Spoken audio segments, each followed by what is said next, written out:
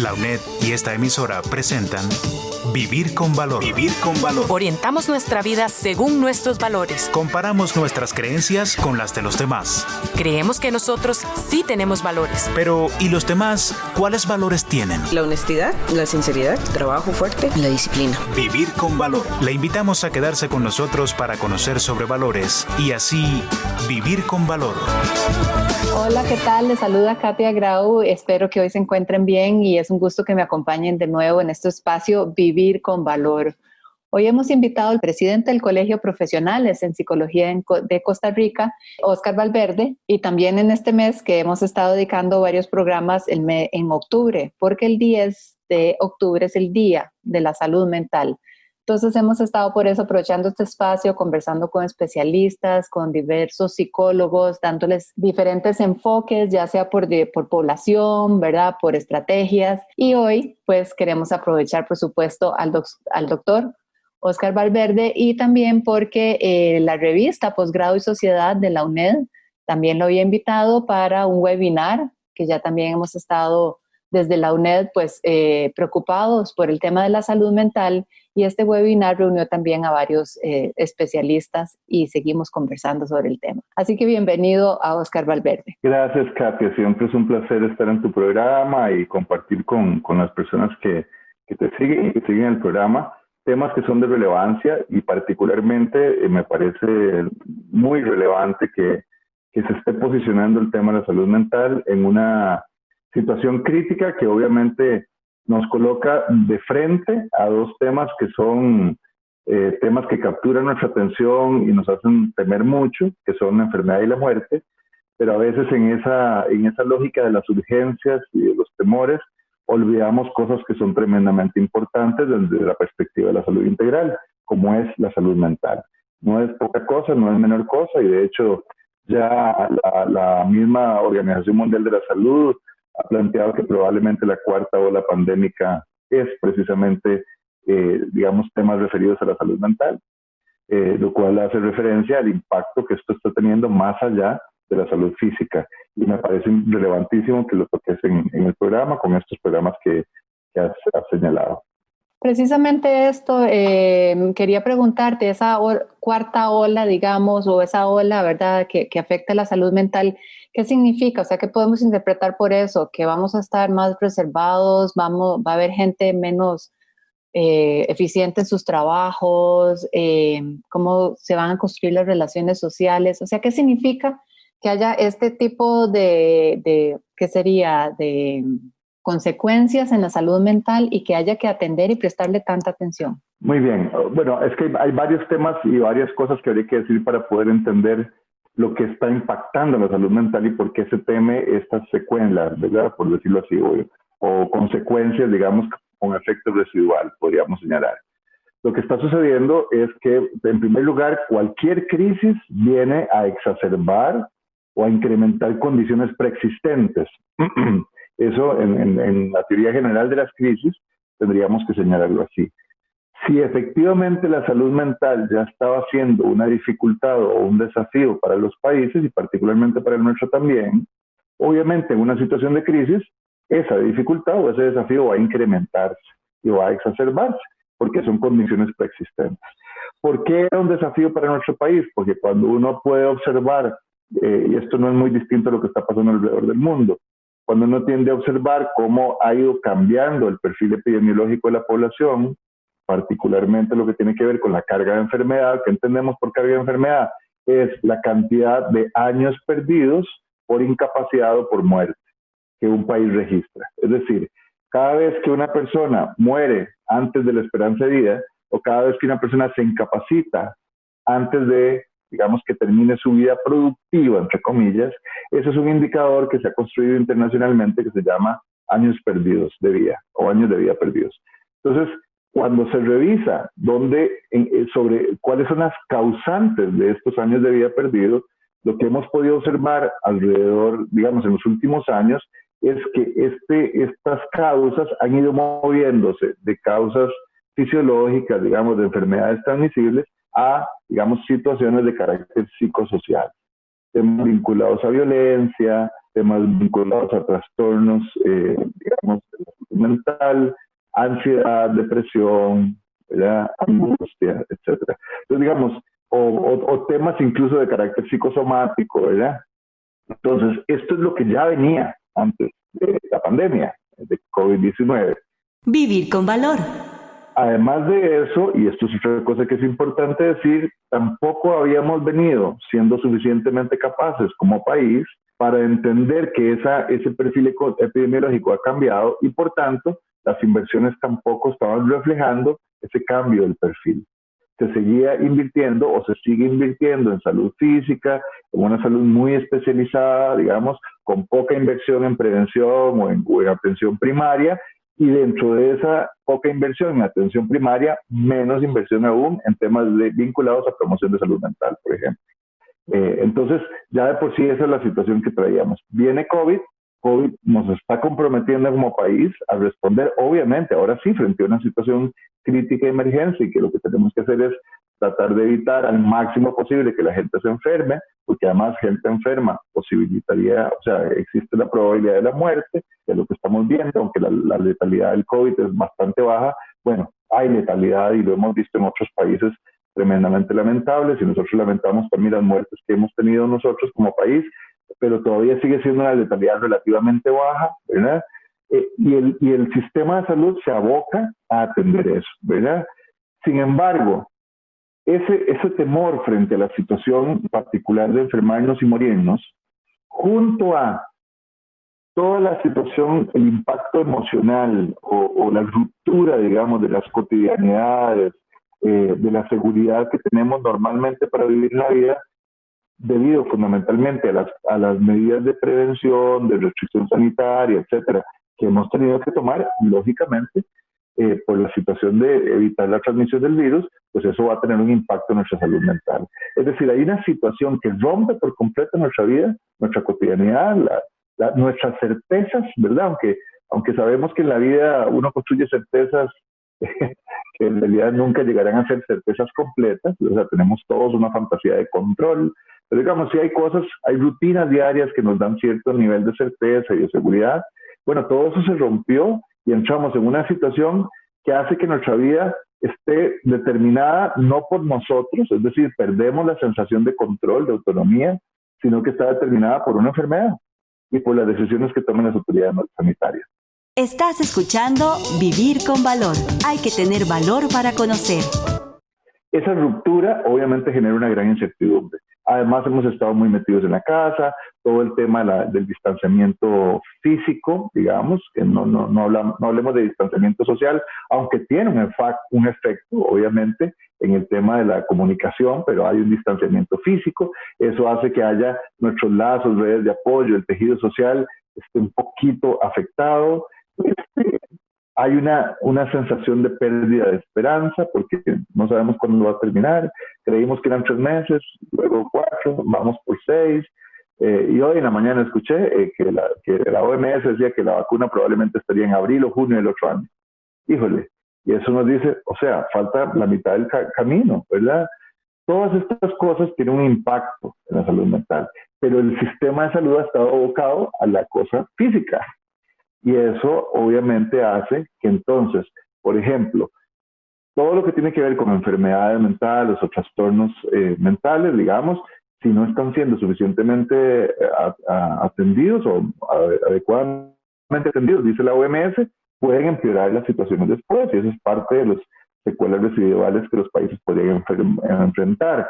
Si no se atiende la angustia, la ansiedad, la depresión, no lo hablemos como cuadros, hablemos como sintomatología, ¿verdad? O sea, todos de alguna forma nos sentimos un poco ansiosos, es una reacción natural, normal. Todos en algún momento puede ser que nos sintamos un poquito bajoneados, un poquito deprimidos, con sintomatología depresiva o angustiados.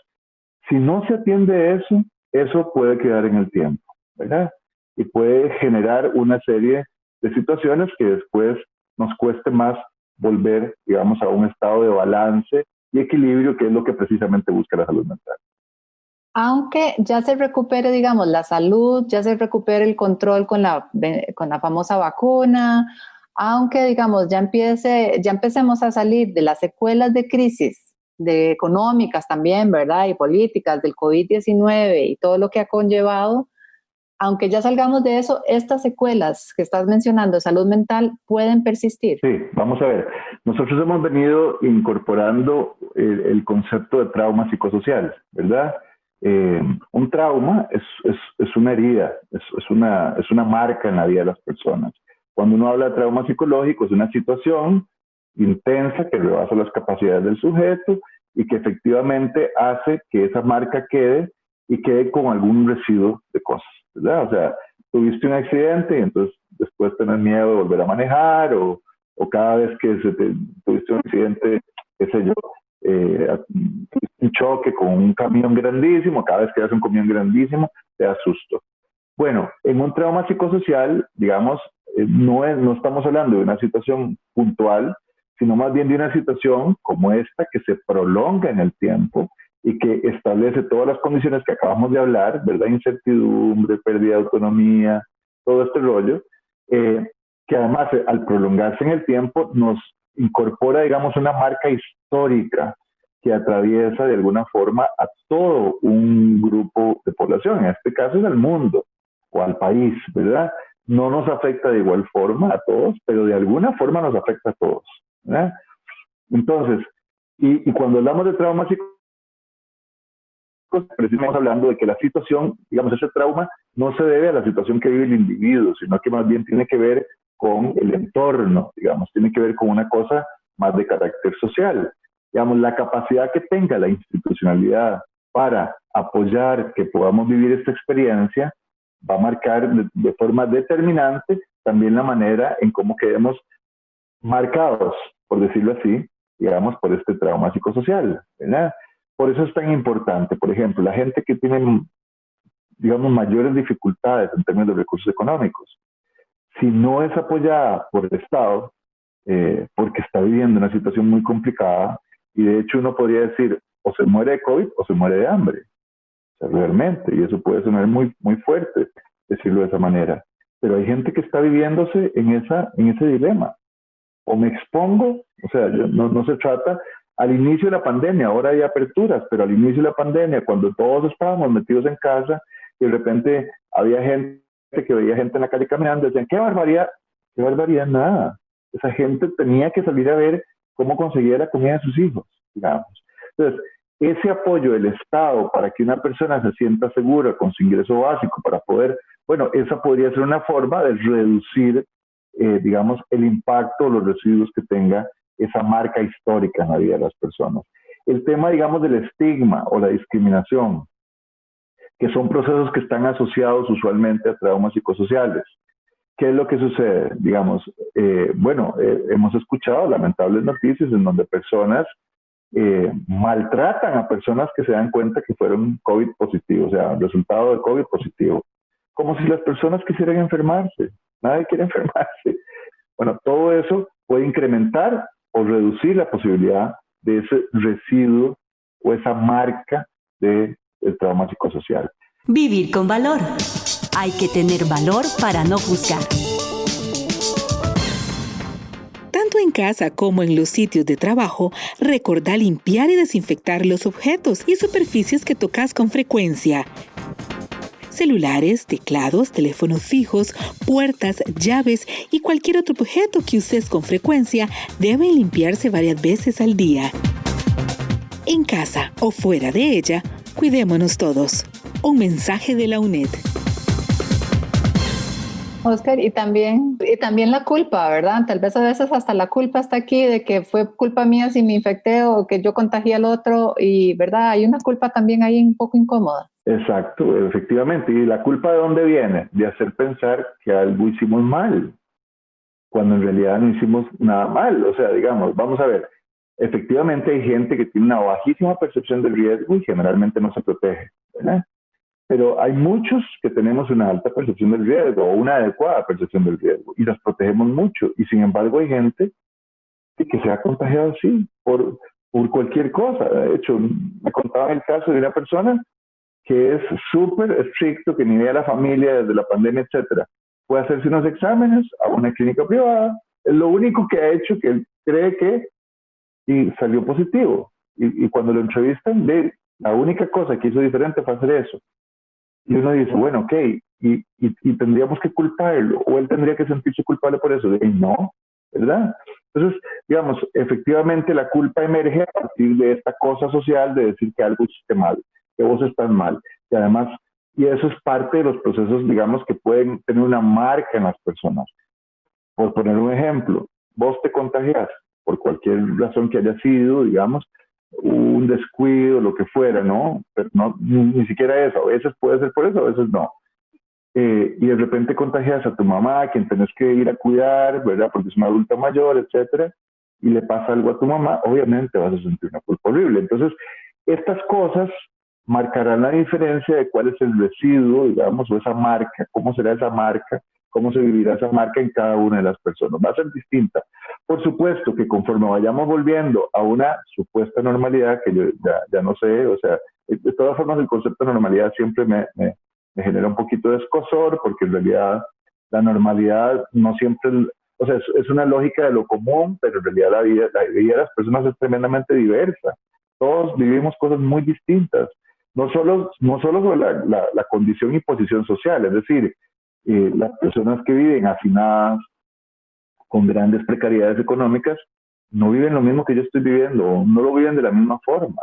Por tanto, el impacto que tienen ellas en mí es muy distinto, y perder de vista esto y pensar que todos estamos igual, digamos, eso también nos hace perdernos, ¿verdad?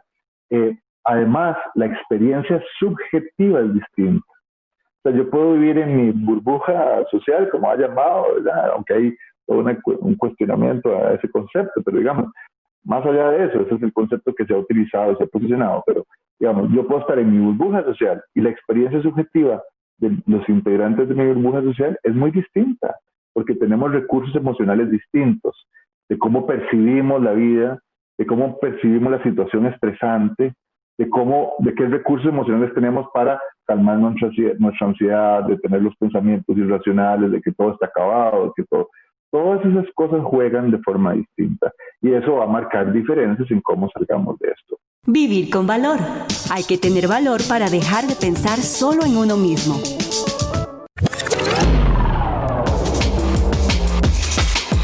Ahora también nos puedes escuchar en SoundCloud.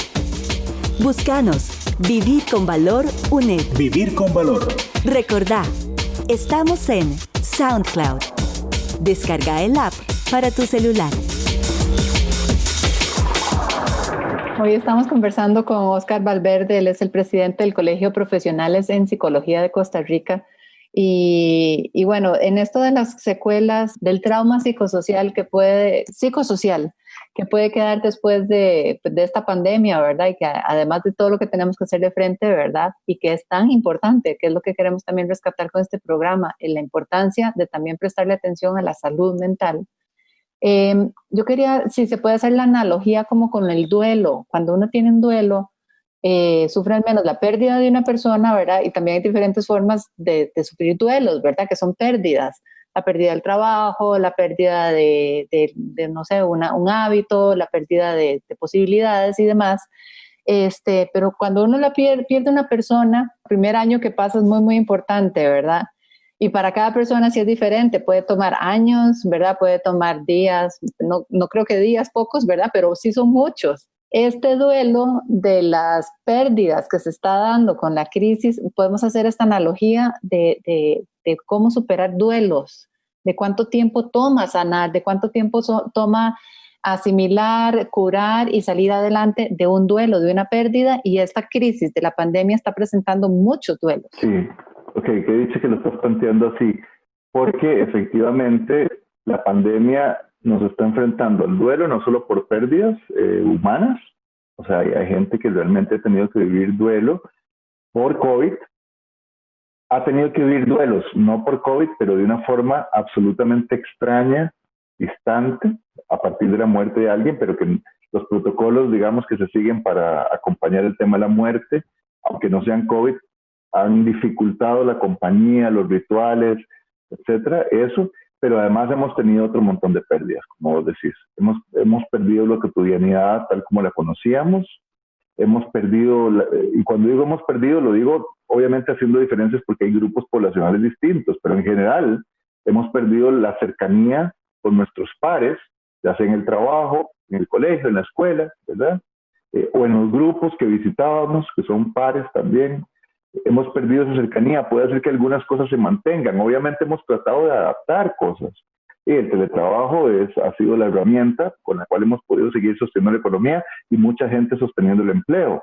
Pero el teletrabajo, aunque estemos en una reunión, no es lo mismo. No es lo mismo. No hay el contacto, la cercanía que usualmente estamos acostumbrados a vivir. La educación no es la misma a través de una pantalla. De hecho, yo realmente me sorprendo. Una parte importante de mi consulta son adolescentes y jóvenes. Y realmente, digamos, pensar que la educación de las aulas simplemente se traslada a una pantalla y los chicos están de 7 de la mañana a 3 de la tarde pegados a una pantalla, como si estuvieran en clase, y pensar que es lo mismo, nada, además de que nos afecta de muchas formas el tema de la virtualidad, igual hay una distancia, no es la misma, no es el mismo forma de compartir con nosotros el tema de la familia. Ahí hay una pérdida. Hay mucha gente que ha perdido el empleo, ha perdido sus emprendimientos, por ejemplo. Hay gente que ha perdido parejas por diferencias, incluso en cómo manejar la prevención o el cuidado en esta situación de salud. La convivencia 24/7 ha incrementado conflictos, digamos, en algunas familias, más que hay conflictos antecedentes, entonces obviamente, volvemos a decir, se incrementa en una situación de crisis. Entonces, hay muchas pérdidas. Y por supuesto que esto va a tomarnos tiempo digerirlo. Vivir con valor. Vamos a hacerlo. Yo no me cabe duda si nos disponemos a hacerlo y si nos hacemos acompañar, digamos. Yo creo que parte de cuidar la salud mental pasa por reconocer e identificar lo que estamos sintiendo. Yo creo que eso es básico, es decir, pucha, me estoy sintiendo así. Segundo, no sentirnos mal por sentirnos mal. Siempre lo digo, o sea, no puede ser que además de que estoy ansioso, me sienta mal por estar ansioso, porque nos han enseñado a descalificar los sentimientos, las emociones. O no nos enseñan a identificarlos o nos enseñan a desvalorizarlos o descalificarlos.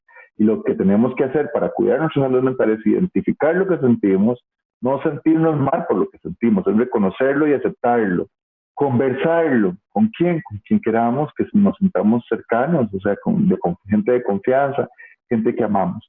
Y si eso no es suficiente, buscamos ayuda en profesionales. Bueno, afortunadamente hay opciones, digamos, el Colegio de Profesionales en Psicología, junto con el 911 y la 1322 y el Ministerio de Salud, hemos podido, gracias al trabajo enorme y que debo reconocer profundamente, voluntario de muchos y muchas colegas, ya llevamos 4 meses y resto de ofrecer el despacho de apoyo psicológico para que la gente que está un poco sobrepasada emocionalmente, psicológicamente, pueda tener por lo menos una conversación y hasta 4 llamadas adicionales con profesionales en psicología que puedan ayudarle a gestionar sus emociones, etcétera. Eso es un recurso, pero hay otros recursos del Ministerio de Educación Pública, particularmente para niños, niñas, adolescentes y sus familias que están estudiando. Se alió con nosotros también y a través de la línea Aquí Estoy, está poniendo a disposición todos sus profesionales en psicología igualmente para apoyarles en situaciones que resulten complejas de manejar en las familias y con los estudiantes y las estudiantes. Entonces, si no es suficiente hablarlo en familia, que es necesario hablarlo con amigos, entonces buscamos un recurso de apoyo. Pero para poder superar y generar y procesar esos duelos, necesitaremos conversar de esto, ¿verdad? Conversar cuáles son los recursos internos y externos que tenemos para poder ir lidiando con los desafíos que esto con lo que nos enfrenta, digamos. ¿Y como cuánto tiempo va a pasar? ¿Cuánto tiempo tiene que pasar para que haya una adecuada, como volver a encontrar como un equilibrio y un balance y un bienestar? Katy, es difícil hablar de tiempos porque en esto no hay recetas como cuando se manda un medicamento y se dice, miren, en 15 días ya va a ver usted el efecto. Esto es muy complejo porque estamos hablando de la complejidad humana. La mente, por decirlo de alguna forma, la psique humana, es mucho más compleja, ¿verdad? Entonces, realmente no podemos decir, primero, que va a funcionar así igual para todos, ya lo dijimos, cada quien vive sus procesos a su tiempo, a su ritmo, a su modo, con su intensidad. Segundo, esto dependerá mucho también de cuánto vayas recuperando la normalidad, pero incluso la recuperación de la normalidad va a ser compleja. Ponete a pensar, y eso ya lo estamos viendo, hay lugares que están tratando de retomar la presencialidad en el trabajo. Y la gente anda paniqueada de volver al trabajo. ¿Qué es lo que tenemos que hacer? Es concentrarnos en lo que sí tenemos control. No podemos estar pensando en lo que no tenemos control. Es decir, nosotros no podemos controlar cuando va a estar la vacuna, no podemos controlar nada de eso. A veces no podemos controlar la decisión de si voy o no voy al trabajo. Simplemente decir, si me convocan tengo que ir, ¿verdad? Entonces, ¿sobre qué nos vamos a concentrar? En las medidas de protección, ¿verdad? Y eso yo creo que sí es muy importante. Puede sonar muy básico, pero es muy importante. Eso va a reducir un poquito la ansiedad que tenemos, ¿verdad? O sea, el mantener el lavado de manos, el no tocarnos la cara, el evitar, o sea, el mantener la distancia con las personas, el andar con cubreboca y careta. Yo, por ejemplo, yo ya no solo ni siquiera solo uso la cubreboca, uso la careta también, las dos cosas, porque está claro que efectivamente esto reduce probabilidades. Aquí estamos hablando de probabilidades. Tratar de mantener una salud física lo mejor posible también, porque por aquello que nos dé, que nuestro cuerpo esté, ¿verdad?, fuerte para poder resistir. Y por supuesto, tratar de mantener, digamos, rutinas balanceadas siempre, ¿verdad? No esta cosa del trabajo, olvidarnos de que tenemos una vida personal, que necesitamos ocio, que necesitamos recreación, que necesitamos contacto permanente con las personas que amamos, no vivir esto en soledad, que hagamos cosas que nos interesen, ¿verdad? Nos vamos a concentrar en eso, si no, efectivamente la ansiedad y la angustia nos van a pasar la factura. Bueno, estas son las recomendaciones de Óscar Valverde. Él es el presidente del Colegio de Profesionales en Psicología de Costa Rica. Y bueno, le agradecemos muchísimo, ¿verdad? Estas palabras también de aliento, ¿verdad? De que sí hay formas, ¿verdad? Hay formas de enfrentar esto, que también reconocer, como usted dice, ¿verdad? Los sentimientos, los momentos y la historia de vida de cada quien, ¿verdad? Pero buscar entonces como esperanzas, buscar esos, no sé, estímulos, les llamo yo, esas dosis que uno necesita para sí creer, volver a tener fe y volver a ver la luz, ¿verdad? Que uno dice. Claro, la esperanza, yo siento que nosotros tenemos que agarrarnos de dos cosas, Katia. La esperanza y los vínculos. Son las dos cosas más importantes, ¿verdad? En el vínculo nos sostiene, nos sostuvo desde que nacimos. Si nadie nos hubiera acogido, no estaríamos vivos. Así que el vínculo es lo más esencial e importante en las vidas. Cada quien sabrá con quién tiene sus vínculos esenciales, pero entonces agarrémonos de esos vínculos. 1 y 2, de la esperanza, ¿verdad? No es una esperanza irreflexiva. Obviamente sabemos que hay una situación difícil. Aquí no se trata de romanticismos, hay una situación difícil, pero es la esperanza de que colectivamente, aportando todos y todas el granito de arena que nos toca desde los lugares en el que podamos estar y hacer, que eso nos va a ayudar como colectivo a salir adelante en algún momento y buscar el apoyo cuando lo necesitamos. De eso se trata. Bueno, le agradecemos muchísimo entonces a Óscar Valverde por estas recomendaciones y buscar también todos, les recomiendo, ¿verdad? Todos estos espacios, participar de las charlas, acercarse al Colegio de Profesionales en Psicología, a las universidades, ya la misma revista de posgrado y sociedad del Sistema de Estudios de Posgrado de la UNED también ha abierto espacios para conversar y reflexionar y bueno, seguir oyendo especialistas de esta manera o ya sea llamándoles, ¿verdad?, a sus líneas 1322 también y la del colegio. 1322 o 911 y pueden meterse a la página del colegio, encontrar un espacio que se llama Juntos, Juntas Nos Podemos Cuidar. Ahí hay muchos materiales, recomendaciones, videos y además está también Aquí Estoy, que es la línea de teléfono que tiene que ver con ideación suicida, pero también ahora tiene que ver con esta iniciativa del Ministerio de Educación Pública y ahí hay unos números especiales para que puedan llamar. Bueno, ahí quedan entonces atentos. Muchísimas gracias, Óscar Valverde, y se despide Katia Grau. Acabas de escuchar Vivir con Valor, por tu identidad y nuestra sociedad, para que todos podamos convivir con valor. Técnico en grabación, Gerardo López Mora. Guión y dirección, Katia Grau Ibarra. Esta es una producción de la UNED para esta emisora.